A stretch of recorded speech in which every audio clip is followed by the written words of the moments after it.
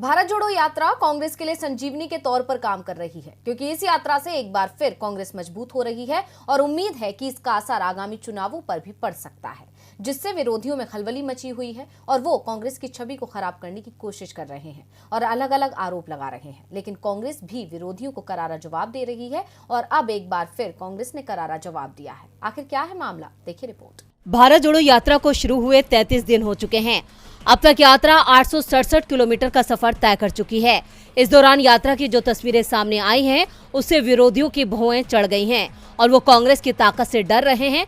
ऐसे में किसी न किसी तरह कांग्रेस पर गंभीर आरोप लगाकर उसकी छवि को खराब करना चाहते हैं, लेकिन कांग्रेस भी मुंहतोड़ जवाब दे रही है। वहीं अब राष्ट्रीय बाल अधिकार संरक्षण आयोग के आरोप पर कांग्रेस ने मुंहतोड़ जवाब दिया है। जयराम रमेश ने ट्वीट करते हुए लिखा है, ये पूरी तरह से झूठ है। एक संवैधानिक निकाय प्रमुख से इसकी उम्मीद नहीं की जाती है।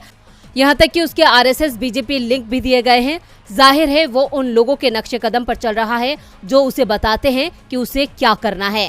हमने एनसीपीसीआर की फर्जी शिकायत पर चुनाव आयोग को एक विस्तृत ज्ञापन सौंपा है कि भारत जोड़ो यात्रा में ना रिप्रेजेंटेशन ऑफ पीपल्स एक्ट का उल्लंघन हुआ है, ना कोई मॉडल कोड ऑफ कंडक्ट का उल्लंघन हुआ है।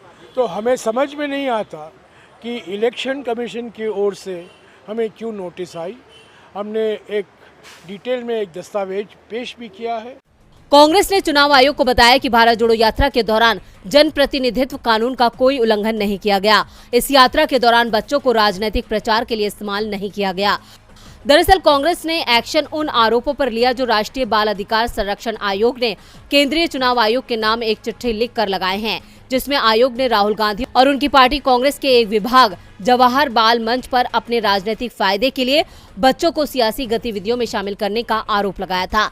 आयोग ने आरोप लगाते हुए कहा कि कांग्रेस ने 7 सितंबर को देशव्यापी राजनीतिक कैंपेन की शुरुआत की, जिस पर कांग्रेस ने बीजेपी आरएसएस को भी आड़े हाथों लेते हुए इन आरोपों को सिरे से खारिज कर दिया है और विरोधियों को करारा जवाब दिया है।